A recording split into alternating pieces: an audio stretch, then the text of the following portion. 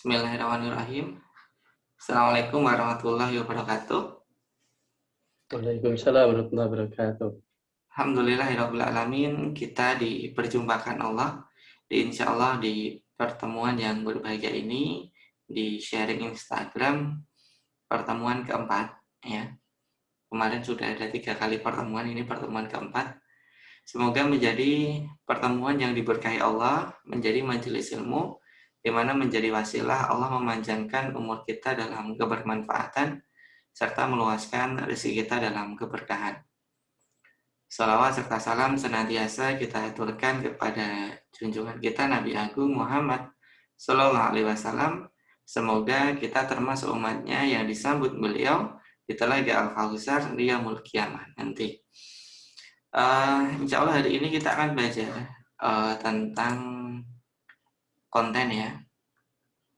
Nah ini karena beberapa hari ini saya baru senang mendalami, senang membaca, senang mendengarkan, khususnya tentang copywriting, storytelling gitu. Nah, salah satu insight-nya yang insya Allah saya share pada kesempatan hari ini. Tuh. Nah, ini. Jadi kita akan membedah ya buku yang memang terbukti ini bisa menghasilkan konten yang viral. Namanya Contagious ya. Itu Contagious ini karya dari Jonah Berger, dan di Contagious ini ada rumus yang namanya steps. Nah, ini kalau di buku yang baru tak tulis itu saya bahas semua contohnya gitu. Karena saya pakai rujukan ini untuk membuat konten yang ternyata terbukti viral gitu. Dari semua konten yang pernah tak buat, ada yang engagementnya, sharingnya cukup apa ya, di luar dari kebiasaan. Biasanya segini, ini bisa beberapa kali lipatnya. Nah, yang pertama itu social currency. Social currency itu mata uang sosial. Jadi banyak banget teman-teman mungkin, aku kasih contohnya banyak sih yang ini. Banyak. Contohnya kalau kita lihat kemarin ada, kalau teman-teman tahu ya, update ya. Ada salah satu selebgram itu namanya Tom Liwafa. Kenal nggak? Yang salah satu pengusaha lah yang duet sama Listin Ali. Tom Liwafa itu pinter banget mainkan viral marketing. Makanya Tom Liwafa itu dalam waktu singkat engagementnya naiknya luar biasa. Karena memang dia mainin viral marketing terus. Tom Liwafa ya. Nah, ini baru main beberapa bulan udah verified. Nah, ini Tom Liwafa. Ini dia ngamalin yang ada di steps. Itu secara sadar atau tidak sadar, ini orangnya jenius gitu. Nah, di Tom Liwafa ini dia kemarin tuh buat kayak sayembara gitu loh. Jadi siapa yang mau ikut coaching personalku, terus jual apa aku lupa, itu nanti dapat free coaching personal. Jadi bisa seharian diajak Tom Liwafa ke hotel, ke link-linknya Tom Liwafa kan. Tom Liwafa ini kan reach-nya Surabaya ya. Itu kemudian ada satu orang yang dia itu kalau nggak salah beli produknya Tom Liwafa itu harganya 200 atau 300 juta. Di sini ada, cuman kelihatan tenggelam udah cukup lama. Nah, itu dibeli dengan harga ratusan juta ya kalau nggak salah ya. Mana sih, coba tak cari ya.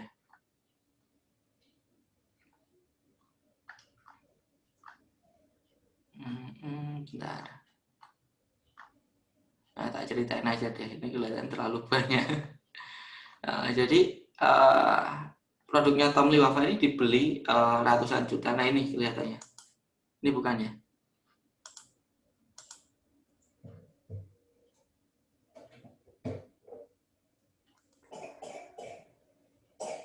Ini bukan.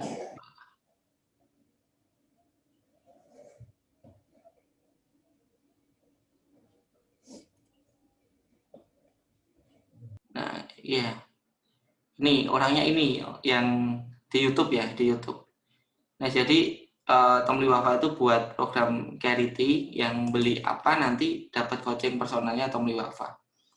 Nah, itu yang rebutan banyak banget itu. Yang rebutan banyak banget. Terus, sopo sih yang nggak mau di coaching sama Tom Liwafa dan akhirnya viral itu di YouTube. Nah, ini kayak social currency gitu loh. Orang pengen itu tuh bukan karena butuh gitu loh. Gitu. Bukan karena butuh, tapi dia beli itu karena untuk menaikkan itu di Tom Liwafa. Kemudian ada juga contohnya di Reza Arab. Reza Arab tuh pernah jual yang namanya apa? Gambar Reza Arab. Yang beli itu yang seneng pamer mobil itu loh. Aku lupa ya. Kontennya tuh banyak banget contohnya, cuman aku nggak ngumpulin. Ya ini jadi dia jual gambar kayak gini teman-teman.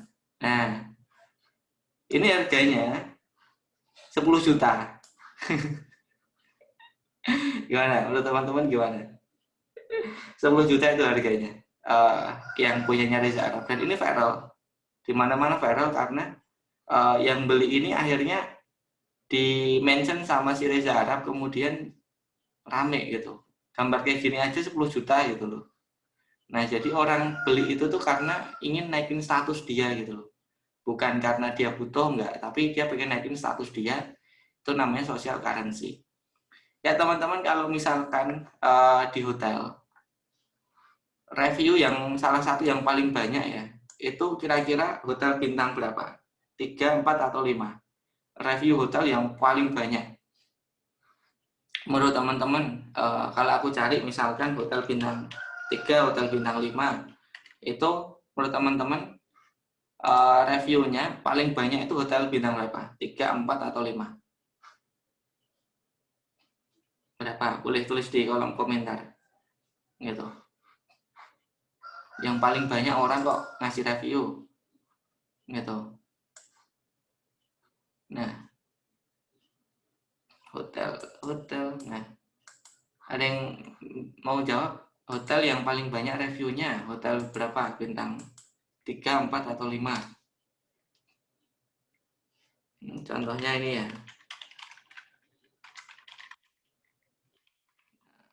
Queen of the South. Nah, saya lupa nama hotelnya.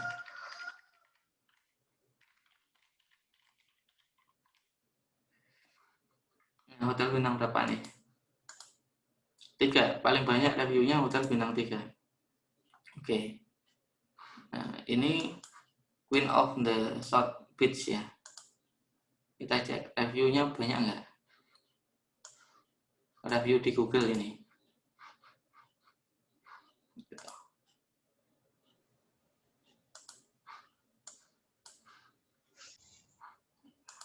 Atau di ini aja, di apa? Di Instagram.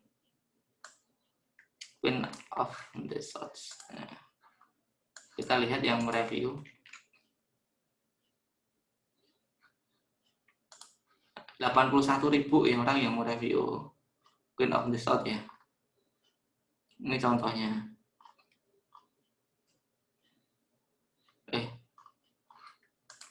Enggak anu ya. Atau aku coba cari yang namanya enggak ini ya. Yang ini aja. Nah, ini Puri Asri. Puri Asri ini salah satu hotel bintang 5 di Magelang. Nah, ini.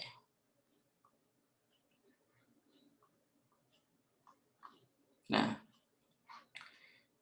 ini contohnya ya. Ini jadi sampai ada yang ini apa? Hotel Puri Asri. Asri Hotel. Nah, ini. Sampai kemarin tuh lucu, aku lihat di HP, cuman kalau di sini kelihatan nggak muncul. Itu tuh sampai ada yang nge-tag kamar-kamarnya itu, kamar-kamarnya di tag baru di sini gitu. Nah, ini Royal Suite Village puri asri gitu. Sampai ada orang tuh untuk naikin status sosial dia tuh dia ngetek nama kamarnya. Karena memang Royal Village ini merupakan kamar yang paling mahal ya di Puri Asri. Itu 2,5 jutaan lah. Padahal lalu di Jawa Tengah itu hotel bintang 5 itu 600 ribuan. Tapi ada yang eksklusif tuh yang ini, Royal Village. Ada kamar mandi pribadinya gitu. Nah, ini yang Royal Village kayak gini. Nah, yang ada kamar mandi pribadi. Nah, ini mendorong orang untuk dia mereview gitu. Nah, karena ini dia mereview itu seolah-olah dia ada menaikkan apa ya kayak status sosialnya gitu loh. Nah, itu. Jadi teman-teman yang untuk men-trigger orang kenapa kok banyak yang nge-review yang namanya ini ya. Yang mereview Nike Jordan di internet ya kan banyak banget kan orang yang review Nike Jordan. Orang yang mereview iPhone, kemudian orang yang mereview LV itu kan banyak banget di internet, bener nggak? Ada nggak orang review tapi tasnya abal-abal gitu di review? Itu kan kayak nggak tergerak kan mereka. Nah orang tergerak untuk mereview itu karena social currency. Jadi orang kalau pakai itu bangga. Nah itu teman-teman bisa kalau mau menghadirkan kayak gitu, buat aja produk yang eksklusif. Gitu tidak semua orang bisa dapat service itu. Gitu kayak kemarin saya pernah buka ini kan ya Mas Azam ya apa coaching yang secara private ya reseller gitu kan. Nah itu kan aku di tag sama banyak resellernya Mas Azam, banyak reseller yang kita private gitu. Nah itu kenapa? Karena itu memang private gitu. Kalau yang akademi ini kan kayak untuk beberapa brand. Kalau yang ini kan cuma satu. Nah jadi kita bisa membuat produk yang itu tuh limited ataupun itu private hanya khusus untuk orang tertentu. Nah, itu bisa naikin yang namanya social currency. Gitu. Itu contohnya lagi ya. Aku punya pasukan reseller yang kita punya namanya paket premium reseller. Nah, ketika dia daftar paket premium reseller itu tuh kayak ada kebanggaan gitu loh. Dia dapat coaching private. Nah, makanya ketika di coaching private dia screenshot kemudian dia upload gitu. Jadi itu benar-benar terjadi gitu. Orang yang rela membayar mahal pasti dia akan lebih eksis gitu. Nah, itu jadi teman-teman bisa memainkan social currency itu dengan membuat terobosan-terobosan yang mahal. Gitu buat aja ini bukan untuk ngejar profit ya. Profitnya pasti dapat, apalagi mahal kan harganya kan ya. Tapi ini nanti akan membantu teman-teman untuk proses viral gitu. Jadi teman-teman nanti akan viral dengan membuat produk yang itu tuh bisa menaikkan status sosial mereka gitu. Ada juga kemarin diceritain Mas Saiful kan ada satu desainer baru yang baru ada di Fashion Week pertama kali, tapi dia paham marketing. Kemarin tuh dia membuat desain dengan harga termahal gitu. Jadi desainnya tuh dilapisi dengan dengan elemen-elemen kayak emas, kayak Swarovski. Jadi semuanya penuh gitu. Nah, ternyata desainer itu di Fashion Week itu menjadi desainer dengan pusat perhatian paling banyak. Padahal dia baru. Kenapa? Ya karena harganya nggak umum gitu kan. Tapi malah itu menjadi viral marketing dia. Nah, teman-teman coba berani nggak? Bukan berani nggak ya? Coba buat promosiin satu produk. Yang produk itu bisa naikin social currency seseorang. Kalau orang pakai itu dia bangga, dia matanya di hadapan orang lain itu kayak naik social currency-nya. Nah, itu biasanya orang akan mereview. Gitu ya. Contohnya seperti itu. Teman-teman ini untuk men-trigger orang dengan sendirinya viral gitu loh. Karena viral itu ternyata terjadi 93% itu terjadinya offline. Itu artinya apa? Artinya word of mouth itu terjadi itu di lingkungan sekitar mereka. Bukan di online gitu, tapi di lingkungan sekitar kayak ayah, ibu, saudara, teman terdekat gitu. Jadi teman-teman coba bisa buat produk yang eksklusif, yang diproduksi hanya 5 pieces atau berapa, coba dijual ke market, kemudian dipromot. Nah, itu bisa naikin social currency mereka. Gitu. Itu contohnya. Cara promotnya gampang ya, kayak endorse itu kan misalkan. Nah, itu coba teman-teman buat social currency itu. Atau ke reseller, bukan reseller ya, tapi ke market yang udah ada, itu bisa. Gitu. Karena ya kemarin aku juga promosi juga ke teman-teman yang sudah ada gitu. Aku nggak nyari customer baru. Nah, itu yang pertama untuk social currency. Terus yang kedua itu ada yang namanya triggers ya. Triggers itu kayak pemacu, pemantik. Nah, triggers jadi mengasosiasikan produk kita itu dengan satu kejadian gitu, satu peristiwa gitu. Itu mengasosiasikan. Aku memahami trigger ini lebih mendalam gitu. Nah, satu kejadian, apa kejadiannya? Misalkan KitKat kan break. Terus misalkan nih produkku adalah produk gamis misalkan ya. Gamis itu dipakai untuk kajian. Maka aku membuat tagline, ingat kajian, ingat titik-titik gitu kan. Misalkan gamisku namanya apa ya? Aku punya brand baru namanya Zauzah gitu misalkan. Nah, jadi ingat kajian, ingat Zauzah gitu. Nah, itu bisa teman-teman buat tagline semacam itu ya, di mana nanti teman-teman ketika kajian, teman-teman harus ikut campaign di situ, harus buat stand, kemudian semua konten teman-teman itu nyambung dengan yang namanya kajian. Jadi ketika ada kajian harus ada gamisnya teman-teman. Ketika kajian harus ada gitu. Ketika ada masjid sebelahnya harus ada reseller yang support gitu. Nah, itu asosiasi. Jadi asosiasi itu kayak memudahkan orang untuk ingat produk teman-teman gitu. Nah, untuk ingat produk teman-teman itu mengasosiasi, asosiasi.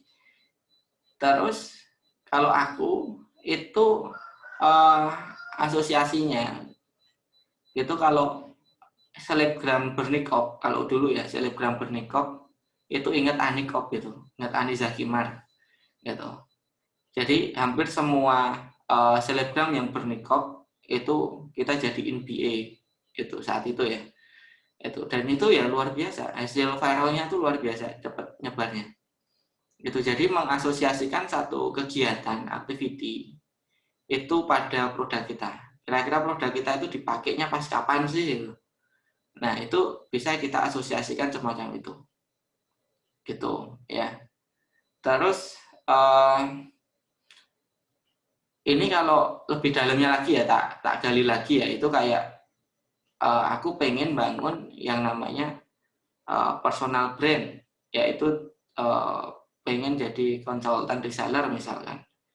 Nah, itu agar aku cepat naik gitu ya, brandingnya kemudian cepat viral, itu aku coba kerjasama dengan beberapa orang yang dia itu memang sudah ekspor dalam bidang reseller gitu.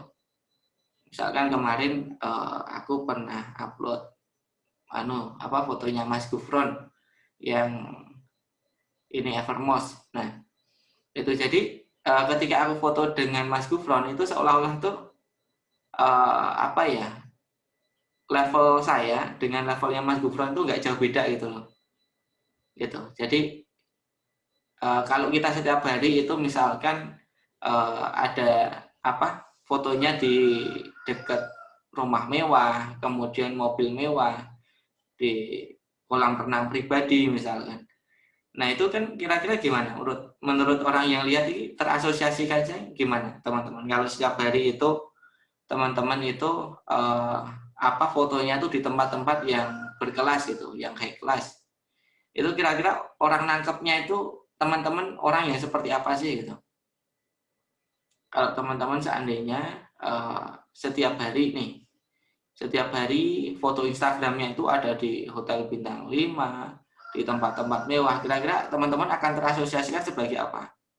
Orang sukses, orang kaya gitu. Nah, kayak gitu. Jadi asosiasi seperti itu, teman-teman. Apa? Bisa mengasosiasikan seolah-olah produk kita itu gitu.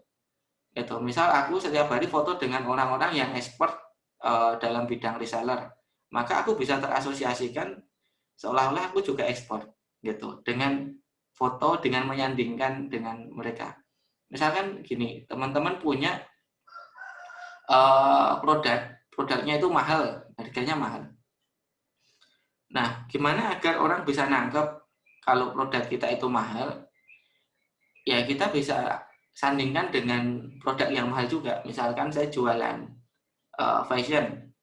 Nah, pelengkap baju itu ada tas, maka aku beli tasnya LV, kemudian tak sandingin, kemudian tak foto. Gitu. Kira-kira sekarang apa? Gamisku kelihatan mahal nggak? Kalau tak sandingi di sebelahnya LV, kemudian tak foto, kira-kira kelihatan mahal nggak? Menurut teman-teman? Ketika aku punya gamis, kemudian tak sandingin gitu kan? Ya, kelihatan mahal ya. Ya. Jadi seperti itu asosiasi. Jadi kita pengen diingat orang apa, kita buat postingan itu gitu loh. Itu jadi contohnya seperti itu. Terus banyak ya. Nah, ini teman-teman bisa mengasosiasikan satu kegiatan boleh, atau teman-teman pengen dilihat dengan image apa sih? Aku pengen dilihat dengan image mahal ya. Foto-fotonya harus high class gitu kan. Gitu. Kalau aku pengen dilihat dengan image itu kajian, ya setiap kajian aku harus dipakai produknya sama ustazah gitu. Nah, itu membuat orang tuh terasosiasi gitu. Jadi kalau Aniza Himar tuh yang biasa dipakai ustazah itu ya. Nah, jadi word of mouth secara offline-nya tuh jalan gitu loh. Oh, yang biasa dipakai ustazah ini ya. Oh, yang biasa dipakai ini ya. Oh, nyambung gitu kan. Nah, itu. Oh, produk A yang biasa dipakai artis A ya, artis B ya. Jadi kayak orang itu akan terasosiasikan di situ. Gitu. Jadi mengaitkan itu, teman-teman. Nah, misalkan teman-teman punya apa lagi? Ya misalkan aku misalkan foto dengan beberapa trainer internasional, maka mungkin teman-teman mengasosiasikan aku ya satu langkah yang lebih maju daripada trainer yang lokal gitu kan. Maksudnya lah satu langkah itu satu langkah materinya lebih maju, karena biasanya kan di Indonesia mengadaptasi trainer-trainer yang ada di luar gitu.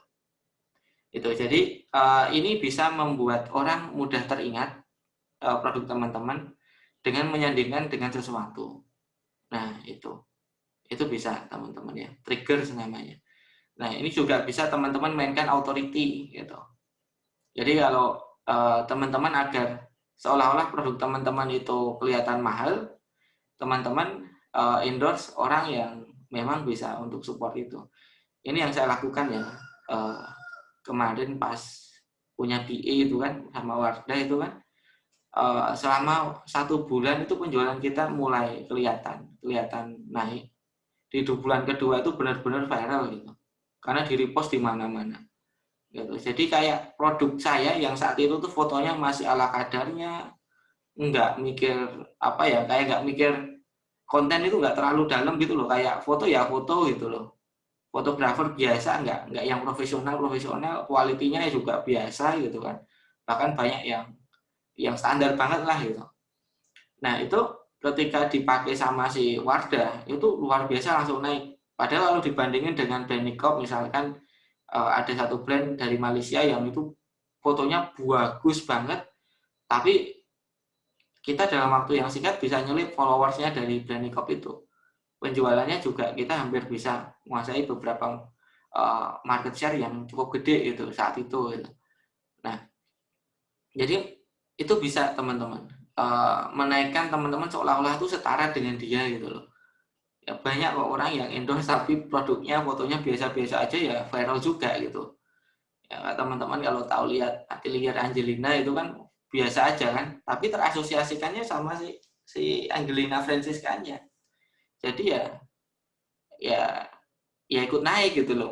Meskipun produknya biasa-biasa aja gitu. Kayak kalau teman-teman tahu fotonya di atelier kan, itu punya kita aja sama dia aja bagus punya kita gitu kan. Kalau kita ngomong ya, tapi penjualannya jangan ditanya ya di atelier ya.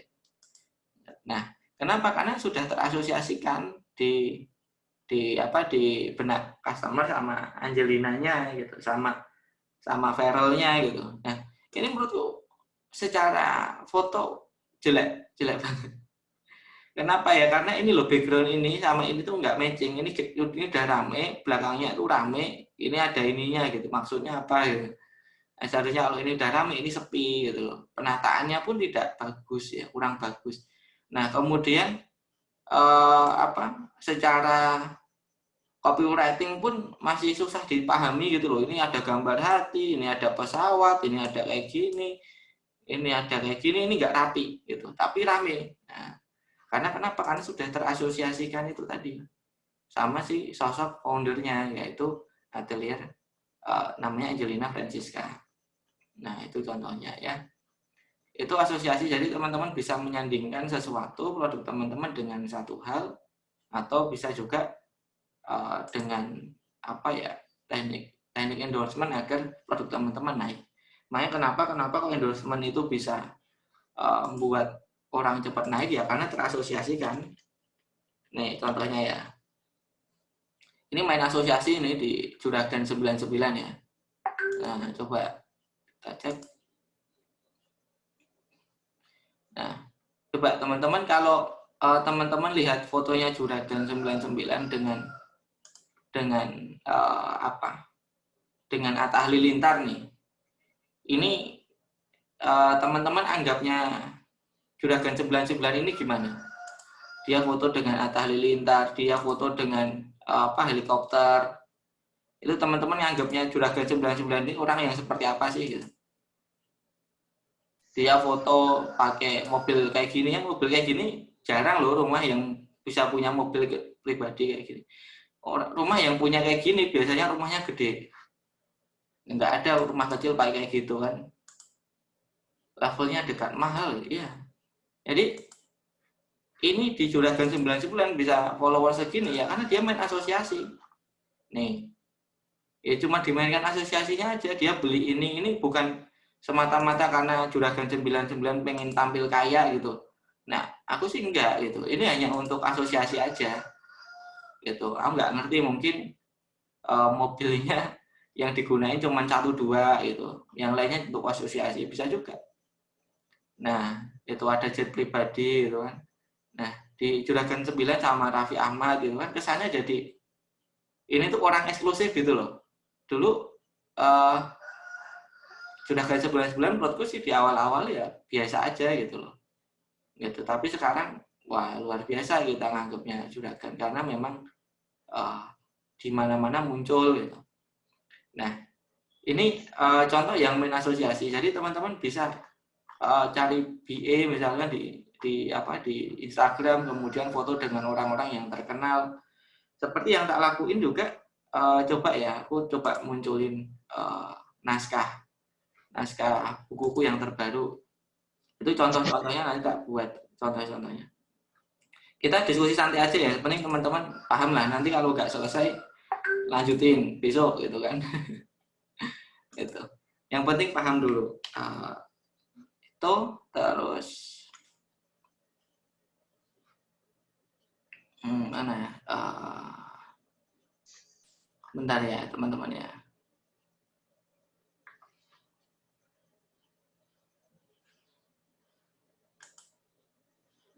Nah, ini. Nah, jadi kemarin tuh udah tak kumpulin beberapa fotoku yang main asosiasi gitu. Dan ternyata benar. Fotoku tuh kadang yang like cuma 5, kadang yang like cuma 10 ya. Sama juga kita berusaha. Tapi ketika foto itu main asosiasi itu yang like itu luar biasa. Ini ada 17 komen ya. Itu cukup ramai. Nah, ini ada 25 komen, 3 share. Kenapa ya? Karena di sini orang-orang terkenal gitu loh yang ada di sini. Itu ada di belakang layarnya Inspira gitu kan. Nah, ini ada 25 komen, 3 share. Gitu. Ini cukup rame gitu kan. Nah, ada 31 komen, 5 share. Nah, ini main asli. Ini kalau di data di Instagram juga sama ya. Data di Instagram ya. Data di Instagram itu bisa datangin bahkan followersnya bisa 20, 30 gitu ketika aku main asosiasi ya. Nah, ini 29, 20. Nah, ini cukup rame komen dan share-nya. Kenapa? Karena ya, nah ini kalau ini ada 3.000-an likes ketika aku nih, kalau viewer bisa sampai 56.000. Nah, itu karena main asosiasi. Gitu. Nah, itu jadi pentingnya teman-teman endorsement, kerjasama dengan selebgram itu untuk menaikkan branding. Gitu. Nah, itu bisa teman-teman jalankan. Oke. Terus ini triggers. Nah, triggers itu asosiasi, kalau bahasa Indonesianya biasanya gampangnya asosiasi gitu, mengasosiasikan. Terus yang ketiga itu emotion. Emotion itu emosi. Jadi aku tuh baru belajar yang kemarin tuh namanya siapa? Coba tak cari dulu ya. Tak cari di storyku Google ya. Bentar ya. Tak cari di story. Oke. Namanya Pak Budiman Hakim. Nah, ini. Cuman aku belum sampai dalam ya belajar karena memang goalku bulan ini belajar copywriting sih. Biar buat. Jadi aku tuh kayak sekarang 1 bulan 1 goal baru gitu kan. Nah, itu kayak seperti itu. Karena ini kan udah tanggal 30, bulan depan aku harus bisa copywriting. Nah, ini dari Pak Budiman Hakim. Ini konten copywriter. Nah, teman-teman kalau mau belajar tentang nulis, wah ini seniornya ini. Ini apa ya? Creative director. Jadi dia tuh kayak dibalik yang buat iklan-iklan viral di TV, di sosial media itu Pak Budiman Hakim. Nah, Pak Budiman Hakim ini cerita salah satu konten yang viral itu adalah konten yang komennya terbanyak dan share-nya terbanyak itu adalah dengan story, dengan cerita gitu. Nah, story itu terus kenapa ya? Karena di situ tuh kayak orang itu untuk klik tombol share, karena kan buat konten itu kan goalnya share katanya Pak Budiman Hakim ya. Itu share. Orang itu kalau tidak diceritain dia tuh kayak susah untuk nge-share. Tapi ketika ceritain ini bermanfaat buat aku gitu untuk baca-bacaanku. Itu akhirnya share-nya bisa lebih tinggi ketika kita bangun sebuah story. Nah, itu story yang salah satu ngena itu adalah story yang memainkan namanya emotion. Itu contohnya ya, tak kasih contoh beberapa kontenku yang mainin emosi gitu kan. Nah, ini ya. Jadi ternyata 88% manusia itu memutuskan keputusannya itu dipengaruhi oleh unsur emosi. Gitu, 88% ya. Nah, contohnya ini gitu kan. Ini fase awalku belum punya buku teman-teman, tapi kok bisa rame kayak gitu kan. Itu yang komen itu 105 komen dan 12 share. Ini cukup rame ya. Nah, ini kelihatannya masih punyaku yang lama deh. Ini repostan 2018 ya. 2018 itu aku masih belum punya buku teman-teman. Gitu. Nah, tapi yang komen cukup rame, kemudian share-nya rame, dan bahkan ini nih yang komen deh speechless keren brother. Nah, ini ada yang nangis juga gitu kan. Nah, ini mbak saya aja ditulis, aku nggak pengen mulai, ini mbakku gitu kan. Kayak inget adiknya gitu kan. Memang bikin netes tenan kok gitu. Mas Latif saya mewek awal sampai akhir gitu. Nah, story itu kayak teman-teman dengerin Al-Quran gitu. Itu paling gampang sih kalau teman-teman mau bangun sebuah story. Emotion. Emotion tuh teman-teman coba banyak-banyak dengerin Al-Quran terjemah gitu kan. Misalkan ceritanya Nabi Yusuf. Kenapa kok ceritanya Nabi Yusuf itu ya, halo Mas. Suara saya kelihatan nggak? Tes, yang lain boleh komen suara saya aman nggak? Halo, teman-teman. Suara saya oke, ada ini ya. Kelihatannya sinyalku yang kurang. Nah, jadi emotion itu kayak kita dengerin Al-Quran, teman-teman. Latihannya dengerin Al-Quran. Kenapa? Karena ya yang diyakini oleh Pak Budiman Hakim dalam dia membangun sebuah mindset, dia bilang setiap agama itu cerita itu dengan story, gitu, dengan story. Entah itu macam-macam. Jadi Pak Budiman itu mengangkat tadi story-nya di Hindu, di Buddha, di Islam, di Kristen, itu semuanya pakai story, iya nggak sih? Ceritanya Krishna, ya, ceritanya siapa? Buddha, siapa? Siddhartha Gautama gitu kan ya? Ceritanya Nabi, ceritanya Isa Al-Masih, itu semuanya pakai story. Nah, dan story Tuhan itu yang paling bagus, yang paling sempurna, bener nggak? Masa kita bisa nulis lebih baik sih dari Allah kan? Nggak mungkin kan ya? Story Tuhan itu paling bagus, nggak mungkin orang bisa ngalahin story-nya Tuhan deh. Gitu. Kitab yang Allah itu turunkan ke Nabi Muhammad itu ya, itu adalah tulisan yang terbaik. Makanya kalau kita mau bangun story, kata Pak Budiman Hakim itu adalah banyaklah melihat story-story dalam Al-Quran. Kenapa alurnya gimana di katakanlah di surat Yusuf itu kan kata beberapa ustadz ulama itu kan cerita paling bagus kan ceritanya Yusuf kan, yang tadinya dia adalah anak kesayangan, terus dia saudara-saudaranya itu cemburu kenapa Yusuf itu jadi anak kesayangan dari siapa ayahnya, Nabi siapa, Yakub ya, anak sayangnya Nabi Yakub. Kemudian hingga pada satu saat ya karena cemburu mereka nggak terpendung, ya udah kita hilangin Yusuf aja gitu, nggak dimatiin tapi dihilangin dari ayah gitu kan. Terus diajak pergi si Yusuf ini, kemudian si Yakub ini dia bilang sesungguhnya aku khawatir gitu. Kenapa? Karena saya khawatir Yusuf ini dimakan serigala. Jadi ide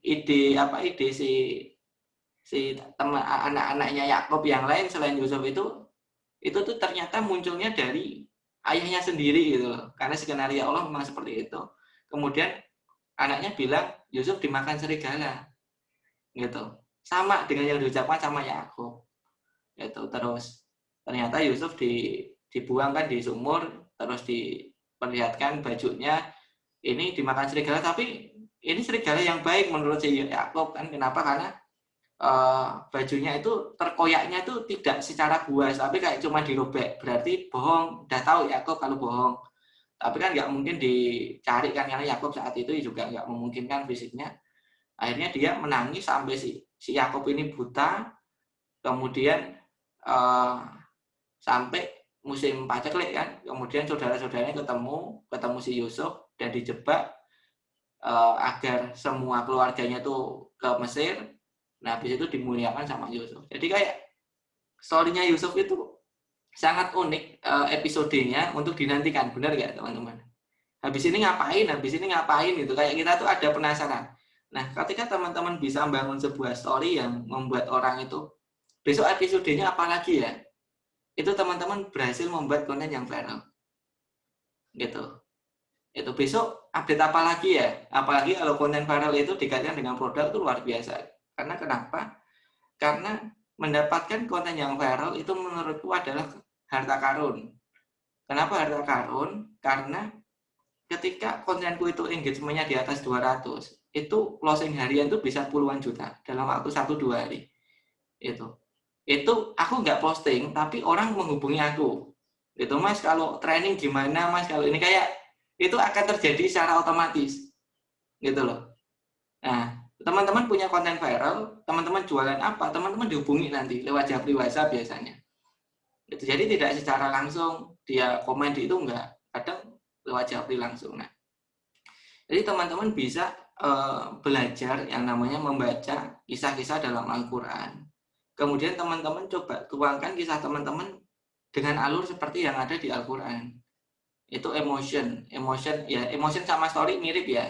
Cuman kalau di Contagious itu kayak dipisah. Tapi menurutku sih masih nyambung sih, masih relate. Jadi teman-teman coba tuangkan kisah-kisah teman-teman. Maka penting gitu loh. Yang saya ketahui banyak orang yang sekarang itu sukses, dia tuh masih ngulang-ngulang cerita-cerita dia zaman dulu gitu loh. Padahal itu udah menurutku udah basi gitu loh. Maksudnya orang udah tahu itu tuh kisah dia gitu. Tapi tetap aja engagementnya rame gitu. Nah itu apa? Kita bisa membangun story dan saya yakin setiap orang pasti kan firman Allah kan, apa kamu mengira kamu akan dimasukkan surga sebelum kamu diuji seperti kaum-kaum sebelummu dengan kelaparan, dengan kemiskinan. Artinya kan setiap orang pasti diuji kan gitu. Nah, ujian itu bisa kita ceritain. Itu emotion. Nah, dan saranku kalau emotion teman-teman bacanya aja bisa nangis gitu loh. Jadi kayak terbawa gitu loh. Nah, kalau emosi itu terbawa insya Allah bisa viral. Gitu. Jadi cerita teman-teman.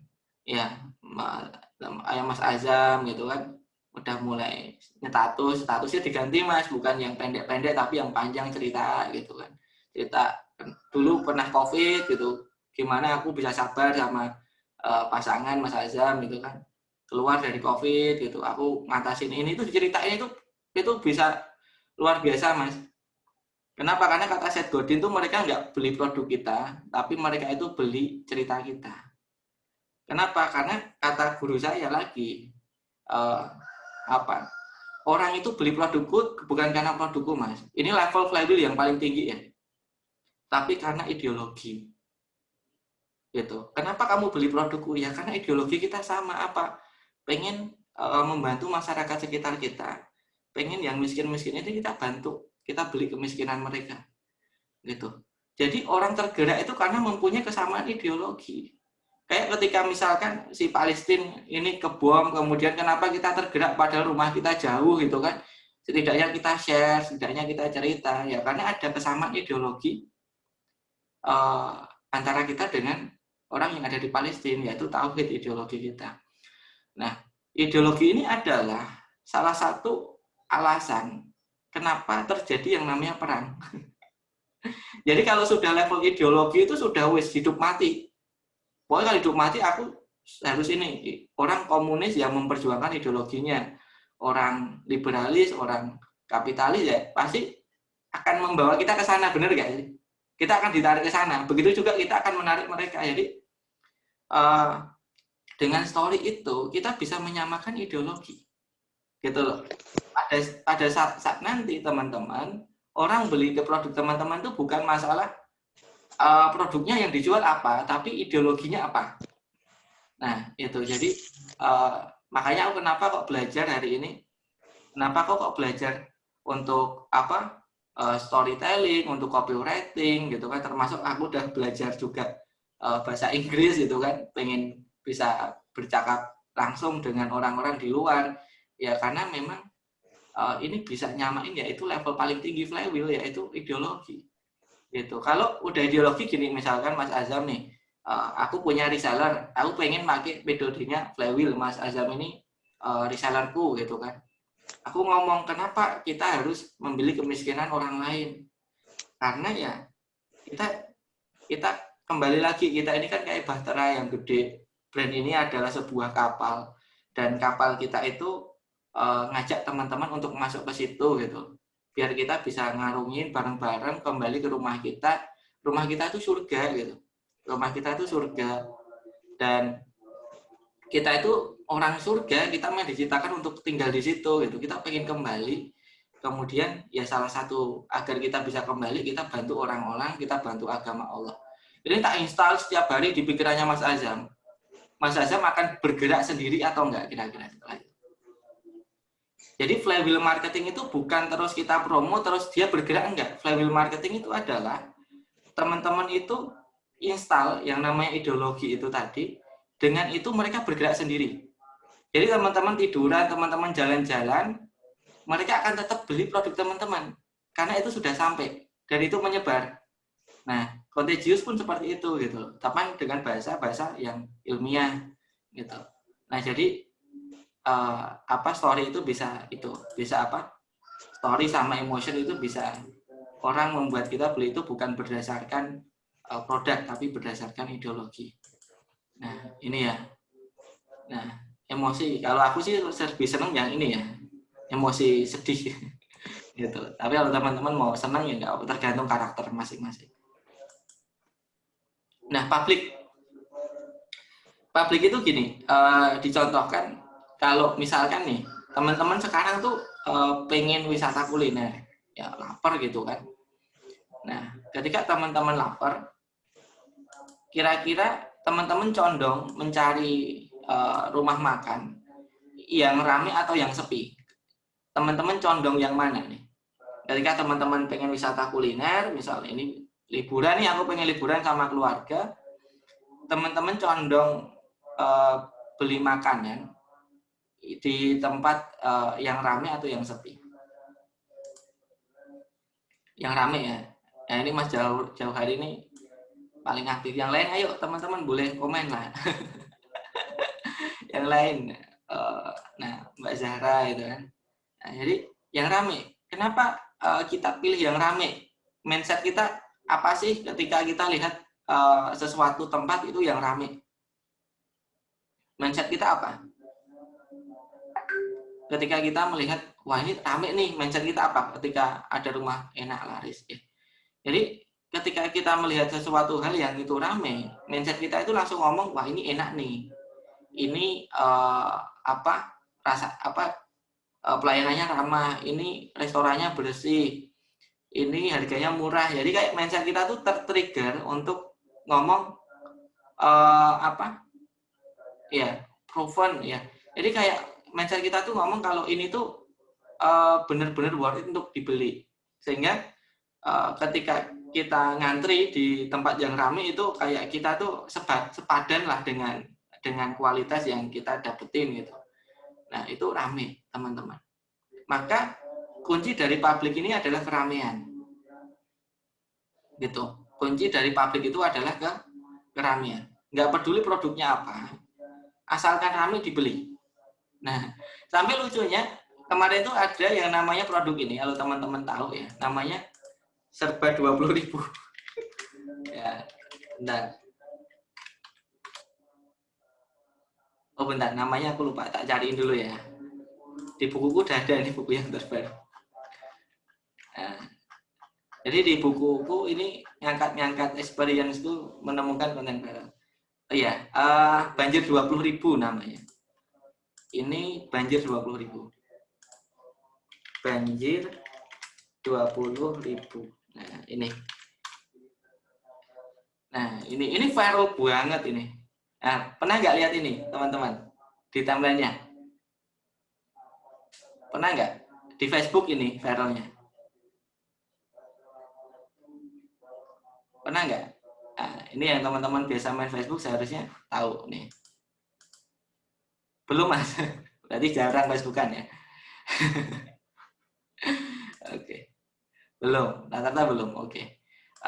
Banjir 20.000 ini viral banget. Jadi sampai siapa ya, Kang Dewa, terus Sakti Alamsyah, temanku ada namanya, banyak yang dia tuh ngomong 20.000 gitu. Gitu. Jadi orang tuh penasaran ada apa sih 20.000 gitu. Benar nggak teman-teman? Kemarin itu ada yang ngomong di sosmed kita itu komisaris. Nah, teman-teman, kemarin kan cepet rame ya di sosmed kita tuh ada ngomong komisaris kan, kita jadi apa sih komisaris, bener nggak? Oh ternyata isunya Telkom gitu kan, tahu gitu. Jadi untuk yang namanya publik ini kuncinya keramaian gitu. Kemarin tuh aku dihubungi sama temanku launching produk baru gitu kan, itu memang di lobby secara personal, didatengin rumahnya, kemudian suruh untuk membuat storytelling di situ. Mas aku minta tolong buat storytelling gitu kan. Karena orang tersebut udah baik banget sama aku, ya aku tergerak untuk itu. Nah itu didatengin satu-satu, kemudian di minggu ini dibumkan di internet. Wah itu rame banget itu, rame sekarang jasanya. Itu jadi teman-teman bisa menghubungi pelanggan, bisa menghubungin teman terdekat untuk bantu ngepromot produknya teman-teman agar rame. Itu. Jadi semakin orang itu pakai, jadi bisa pakai pakai kata kunci keyword 20.000 itu kan orang akan penasaran. Kemudian uniknya lagi teman-teman, ada temanku yang bilang kayak gini, alhamdulillah akhirnya udah beli juga, meskipun nggak tahu ini mau tak apain gitu. Yang penting beli dulu gitu. Jadi orang itu ada kayak mikir gitu loh, viral konten tuh kayak gitu. Jadi kayak orang beli itu nggak sama produk, tapi karena komunikasi. Nah, itu viral konten kayak gitu. Apalagi kalau didukung dengan produk, wah ini bisa jadi pelanggan loyal teman-teman selanjutnya gitu kan. Nah, itu jadi teman-teman kuncinya adalah keramaian. Nah, ini kenapa yang tak lakukan dulu buat brand ambassador kok banyak banget, hampir PE yang bernikop itu tak endorse. Ada Wardah, ada Uni Alfi, ada Wafik Malik, ada satu lagi siapa aku lupa. Ya intinya yang berwarga, yang ini ya, yang bernikop itu tak endorse semua. Dan itu di bulan pertama itu kita sujud syukur. Kenapa? Karena penjualan kita tuh meningkatnya bukan 100%, tapi 300%. Dan itu kondisinya udah gemuk ya teman-teman. Kalau kondisinya baru running 300% gampang. Tapi itu udah puluhan timnya. Timnya udah saat itu ada sekitar 25-an tim. Gitu, 25-30-an tim. Kalau sama satpam, kita bahkan punya satpam karena saking gemuknya gitu kan. Nah, itu jadi itu dalam waktu 1 bulan itu langsung naik 3 kali lipat. Gitu. Kita sudah syukur, habis itu jalan-jalan. Gitu ya. Kita ada reward bareng-bareng sampai saat itu nyewa mobil, kita nyewa mobil itu sampai 5 atau berapa ya, saking banyaknya tim. Itu artinya ketika aku bisa tahu target marketku adalah rata-rata yang follow ini, tak endorse semua, itu akan muncul yang namanya public gitu. Jadi teman-teman bisa gerakin reseller yang tidak aktif pun itu teman-teman harus gerakin. Tujuannya untuk apa? Untuk public. Ya, jadi dia nggak pernah closing mas, nggak apa-apa, nggak pernah closing, tapi kan nyebar kemana-mana info kita. Nah itu public, teman-teman bisa membuat keramaian kayak gitu. Kalau aku dengan BA yang banyak, kalau temanku itu dengan lobby semua temennya di hari yang sama itu bisa posting bareng selama 1 minggu berturut-turut, itu pasti orderannya nggak turun-turun tuh. Nah itu viral. Kenapa? Karena tadi viral itu terjadi bukan di online, tapi di offline. Artinya offline itu gimana Kak? Di viral itu terjadi di lingkungan sekitar pelanggan kita, keluarga, terus teman terdekat. Nah, jadi ada di situ gitu loh. Ketika dia penasaran, ketika dia upload, maka lingkungan terdekatnya akan lihat, bukan mentarget orang baru, tapi lingkungan terdekat. Biasanya viral itu di situ. Nah itu semakin gede akan semakin penasaran. Kayak BTS gitu kan. Oh, orang ngapain sih upload di Facebook BTS gitu kan? Kita jadi penasaran kan? Emang kita senang makan nugget gitu kan? Tiba-tiba anak kita pengen gitu kan, pengen makan nugget. Nah, itu kayak gitu. Itu public. Yang dimainkan McD itu yang namanya public. Gitu. Itu public ya. Nah, terus ini udah 6:30 ya. Bener kan, ini bakal 2 jam sebenarnya kalau mau kita kupas tuntas ya. Nah, terus ada juga practical value. Nah, practical value itu kayak ini teman-teman, ini ada berapa sih? Banyak nanti, 2 lagi. Selesai lah 6:30 ya. Nah, practical value itu adalah kita bisa memberikan tips-tips praktis ke pelanggan kita. Kita ngasih tips praktis. Kalau teman-teman tahu 5 minutes craft, tahu ya 5 minutes craft ya, itu kira-kira sharingnya banyak nggak gitu? Yang kalau teman-teman tahu di Facebook ada yang buat kerajinan tangan kayak gitu, bajunya sobek kemudian dijahit gitu kan, itu sharingnya banyak nggak menurut teman-teman? Share-nya biasa atau viral sampai banyak ya?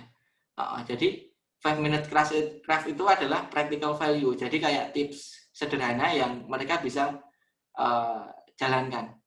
Nah, itu yang dibuat Nas Daily juga. Nas Daily itu juga membuat tips yang 1 menit. Kenapa 1 minute video? Itu karena tahu dia ini fungsinya untuk practical value. Kenapa Nas Daily akhirnya bisa viral kan dengan video 1 menitan dan itu di Facebook. Gitu. Nah, itu kuncinya adalah teman-teman buat tips tapi yang relevan untuk mereka kerjain. Jangan tipsnya itu mahal gitu. Tips membersihkan tapi harganya alatnya mahal. Enggak. Kayak kalau teman-teman Mas Azam punya buku untuk anak ya, tips membuat mainan anak dengan barang bekas. Nah, itu rame gitu. Kalau Mas Jauhari produknya apa, Mas? Mas Jauhari? Nah, belum kelihatan suaranya. Susu kambing, Mas. Susu kambing. Susu kambing gula aren. Ya, gula aren ya. Jadi kalau produk susu kambing kira-kira tips apa Mas yang relate dengan marketnya? Tips menjaga kesehatan di kala COVID. Ya. Jadi kayak gitu. Ya. Practical value itu penting. Nah, ini sebabnya kenapa tadi aku nunjukin punyanya Wardah tadi adalah merupakan salah satu video dengan viewers terbanyak bisa sampai 60 ribuan viewers. Itu kenapa? Karena yang kita share itu practical value. Cara makan pakai niqab, cara wudhu pakai niqab, cara naik motor pakai niqab tapi biar nggak kelihatan mukanya kan biasanya terbang kan niqab itu kan dengan ya. Nah, itu kita share. Itu rame gitu loh.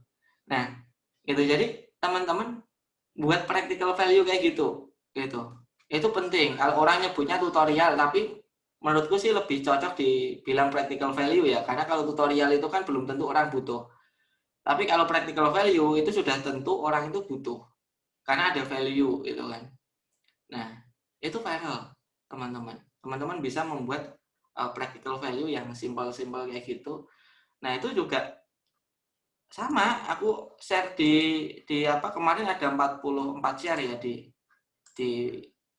aku nge-share practical value. Nah, ini aku nge-share practical value, ini ada 10 practical value untuk manajemen keuangan. Nah, itu aku yang ngajarin Kang Dewa itu share-nya bisa 44 orang. Nah, ini luar biasa.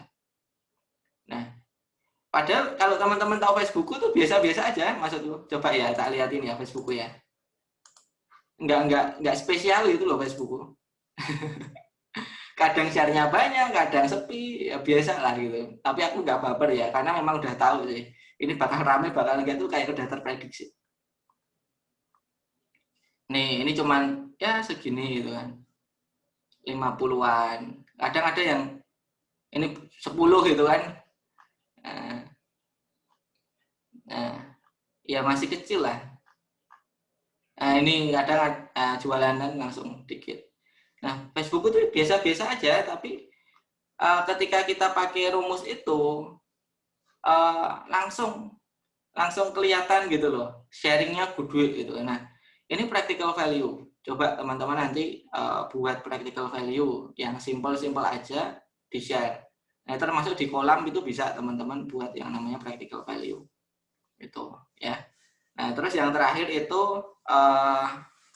story. Nah, story ini kalau dalam dalam buku Contagious itu hilang ya. Story itu membuat produk kita itu menjadi sebuah story yang bisa ditangkap.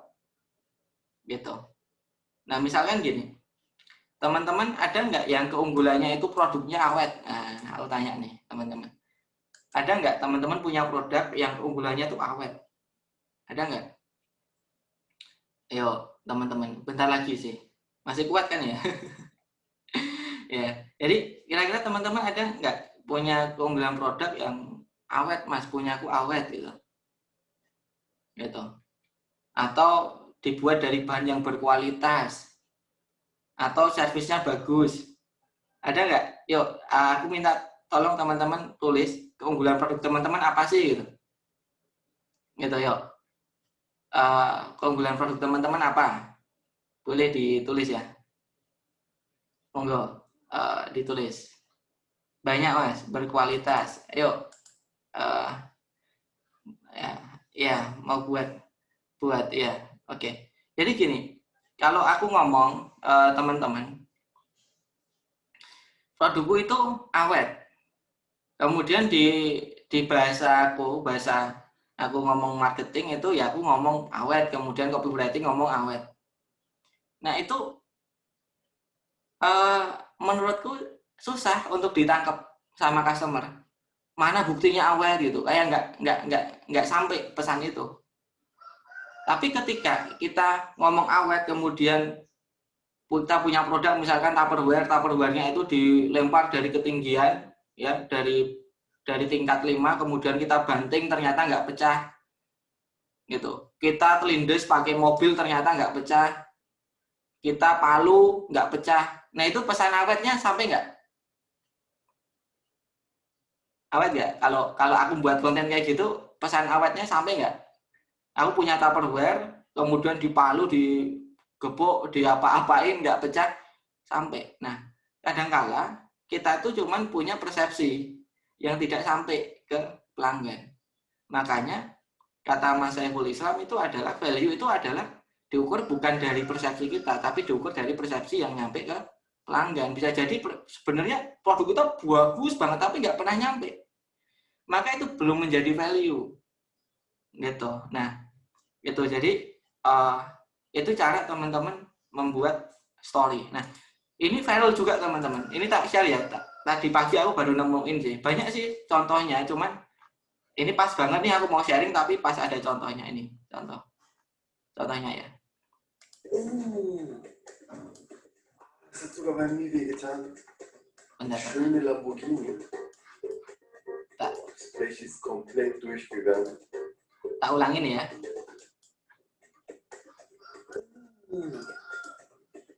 Das hat sogar bei mir wehgetan. Der schöne Lamborghini. Das Blech ist komplett durchgegangen.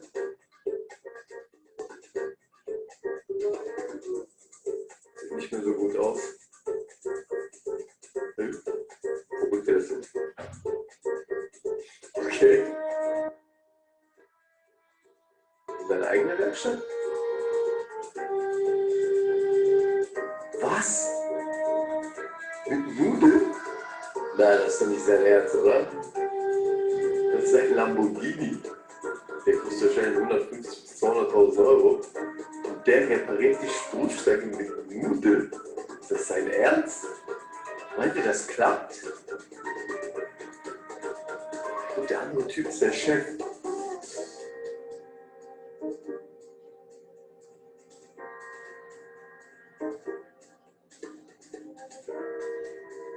Der hat es nicht mitbekommen.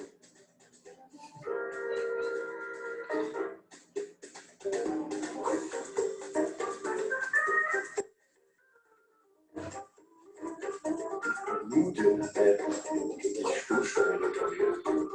Ich habe ja schon einiges gesehen. Also, ich habe Videos gesehen, in denen die halt irgendwelche Sachen reparieren, Nudeln. Aber die machen es schon wieder. Nah, gitu ya. Itu contoh apa? Bengkel, ya. Jadi dia punya bengkel untuk modif mobil lah, atau untuk benerin baret gitu loh. Jadi produknya itu dia punya bengkel yang benerin kerusakan mobil, gitu. Nah, ketika teman-teman nonton story tadi, kira-kira pesan apa yang teman-teman tangkap? Nah, itu story kayak gini, membuat sebuah konten itu nggak terlalu banyak ngomong tapi orang paham. Gitu. Kira-kira pesan apa yang teman-teman tangkap lihat video itu tadi? Apa? Yuk. cepat ya. Pertama cepat. Kalau aku bengkel di sana, servisnya cepat, ya kan? Karena dia pulang udah jadi kan, dipulang liburan, kemudian Lamborghini-nya udah jadi cepat, ya ahli, ya nggak berbekas gitu, ya. Itu orang paham. Dan termasuk dia tadi story-nya loh, kalau kita itu cuma sekilas aja ya. Itu cuma sekilas. Cuman kalau kita dalemin lagi, dia tuh ceritanya nyari onderdil ke luar negeri tapi nggak nemu. Nah gitu loh. Akhirnya dia buat sendiri dengan manipulasi yang dikatain Mas Azam.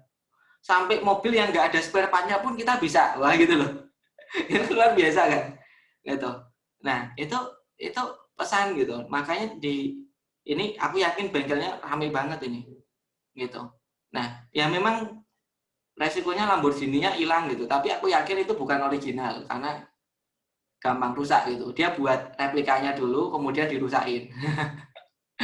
Gitu. Tapi kan pesannya sampai gitu. Nah, itu jadi untuk membuatkan sebuah story, teman-teman pengen pesan apa sih yang muncul di teman-teman gitu loh.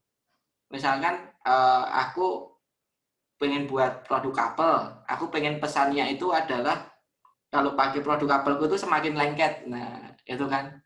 Maka aku akan membuat story misalkan ya kayak terhipnotis atau gimana lah, aku belum coba tak olah, itu yang membuat orang itu lihat story itu tuh ketika pakai ini tuh jadi akrab gitu loh. Jadi orang marah-marah kemudian pakai baju itu, kemudian akhirnya keinget masa-masa lalu dia gitu kan, kemudian diakrab lagi. Nah itu gampang nyambungnya, gampang orang tuh paham, ngerti gitu loh. Jadi itu kita harus memastikan value persepsi kita tuh nyampe ke mereka dengan yang namanya story. Gitu. Mas Jauhar susu kambingnya apa kualitasnya? Misalkan alami atau apa gitu kan misalkan. Ya. Tanpa zat kimia, kemudian gula arennya yang berkualitas juga, Mas. Ya berarti di kualitas tanpa zat kimia. Apa buktinya tanpa zat kimia? Misalkan kita kasih ke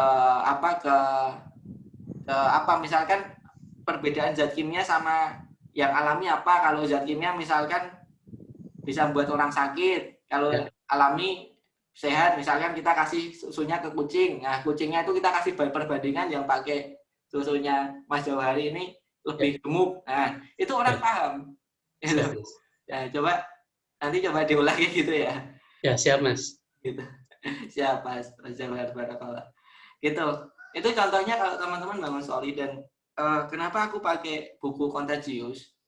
Itu kayak katanya Elon Musk, itu dia bilang ketika aku belajar sesuatu, aku pasti akan menanam dulu pohonnya gitu. Aku akan memperkuat batangnya. Itu katanya Elon Musk. Jadi Elon Musk itu dia punya produk yang dimana belum ditemukan sebelumnya. Itu kan luar biasa. Jadi punya mobil listrik selain sebelum mereka punya mobil listrik. Dia punya perusahaan keluar angkasa yang lain belum kepikiran ke situ. Jadi Elon Musk itu dia itu kayak penemu gitu loh. Sekarang penemu modern Elon Musk gitu kan. Nah, dia bilang ketika aku belajar sesuatu itu, yang tak kuatkan itu batangnya dulu. Artinya batang ini apa? Fundamentalnya dulu. Gitu. Jadi fundamentalnya itu contagious. Cara membuat story-nya boleh membaca buku yang lain. Cara membuat viral kontennya boleh lihat TikTok. Cara membuat story-nya cari referensi itu kayak bukan fundamentalnya, tapi fundamentalnya teman-teman harus pahami betul-betul dulu. Itu katanya Elon Musk. Baru ketika batang itu ditumbuhi pohon yang lebat, daun yang lebat, maka batangku tidak akan terbang, nggak akan tergoyah sedikit pun karena batangku udah kuat. Gitu. Jadi Elon Musk tuh selalu yang dipelajari ketika awal dia belajar adalah fundamentalnya sampai ngelotok dulu. Gitu. Kayak kita belajar Islam kan tauhidnya dulu kan, benar ya kayak dalam Islam. Tauhidnya sampai benar baru kita baca Al-Qur'an. Al-Quran pun juga ada fundamentalnya kan, hurufnya, kemudian makrotnya, nadanya, macam-macam itu fundamentalnya dulu baru bisa dilanggamkannya. Jadi kayak gitu.